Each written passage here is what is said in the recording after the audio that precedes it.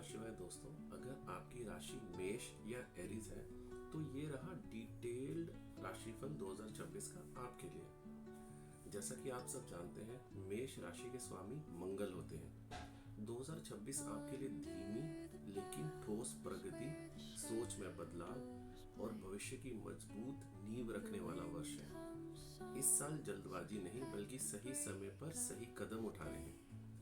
अगर हम ग्रहों की स्थिति की बात करें तो शनि पूरे वर्ष मीन राशि यानी कि 12वें भाव में रहेंगे। गुरु जनवरी से जून तक मिथुन में जो कि तीसरा भाव है, और जून के बाद कर्क राशि में जो कि आपका चौथा भाव है, और चौथे भाव में उच्च में हो जाएंगे। राहु जो है वो 11वें भाव में रहेंगे और केतु जो है आपके 5वें भाव में रहेंगे। मंगल समय समय पर आपको ऊर्जा देता रहेगा, पर क्रोध पर नियंत्रण रखना बहुत जरूरी है। सबसे पहले हम शनि का प्रभाव जान लेते हैं। शनि आपकी 12वीं राशि में स्थित है, इसलिए 2026 में आपके खर्च बढ़ सकते हैं, नींद और मानसिक शांति प्रभावित हो सकती है। लेकिन विदेश यात्रा, रिमोट वर्क या अगर आप आध्यात्मिक झुकाव आपका बढ़ेगा। ये समय है पुराने कर्मों का भुगतान करने का, अनावश्यक चीजों को छोड़ने का और भीतर से मजबूत बनने का। आपको ये बात अपने ध्यान में रखनी होगी कि शनि आपको रोक नहीं रहा बल्कि अंदर से तैयार कर रहा है। तो जनवरी से जून तक पहला भाग जो है 2026 का, उसे देख लेते हैं। अगर हम करियर की बात करते हैं तो गुरु आपके तीसरे भाव में है। इसका मतलब आपकी मेहनत बढ़ेगी। ये एक नई स्किल सीखने का मौका भी है।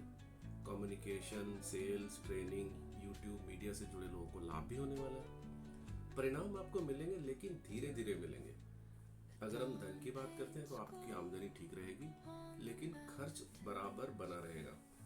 आपको सलाह दी जाती है कि आप दूसरों को उधार ना दें या देने से बचें। रिश्तों की बात करें तो केतु आपके 5वें भाव में है, तो आपके प्रेम में भ्रम पैदा हो सकते हैं। पुरानी रिलेशनशिप से जुड़ी यादें ताज़ा हो सकती हैं और आपको इस बार जल्दबाजी में कोई फैसला नहीं लेना है जहाँ तक रिश्तों की बात है। जून 26 के बाद बड़ा पॉजिटिव बदलाव आएगा। उसके बाद जून के बाद गुरु कर्क राशि में प्रवेश कर जाएंगे और ये उच्च के हो जाएंगे। ये आपका 2026 का सबसे बड़ा मोड़ है। इसके प्रभाव स्वरूप आपके घर परिवार में सुख का माहौल बनेगा। अगर आप प्रॉपर्टी, वाहन, मकान ये सब लेना चाहते हैं तो इसका योग बनता दिख रहा है। मानसिक शांति में भी वृद्धि होगी और करियर में स्थिरता भी बनेगी। अगर कोई काम लंबे समय से रुका हुआ था तो वो आगे बढ़ जाएगा। अगर हम करियर और व्यवसाय की बात करते हैं तो नौकरी में स्थान परिवर्तन और प्रमोशन के संकेत है। व्यवसाय में परिवार के सहयोग से विस्तार हो सकता है। Real estate, education, food, consulting में भी आपको लाभ मिल सकता है। अगस्त से लेकर नवंबर तक का समय आपके लिए बहुत ही अच्छा रहने वाला है। आर्थिक स्थिति की बात करें तो साल की शुरुआत संतुलित रहेगी। मध्य के बाद आपकी सेविंग शुरू होगी और स्थायी निवेश का योग भी बनता है। आपको ये सलाह दी जाती है कि आप शेयर्स या हाई रिस्क निवेश बहुत सोच समझ के लें। प्रेम संबंधों में गलतफहमी से बचना है। सीक्रेट रिलेशनशिप अगर कोई आप रखते हैं तो आपको नुकसान दे सकते हैं। अगर आपकी शादी हो चुकी है तो आपके लिए धैर्य जरूरी है और जीवन साथी की भावनाओं को समझना बहुत जरूरी है। यहाँ पे ईगो नहीं, आपको संवाद ही काम आने वाला है। अगर हम स्वास्थ्य की बात करते हैं तो क्योंकि शनि आपके 12वें भाव में है तो आपको थकान, नींद की कमी, आंखों पैरों से जुड़ी कोई दिक्कत हो सकती है।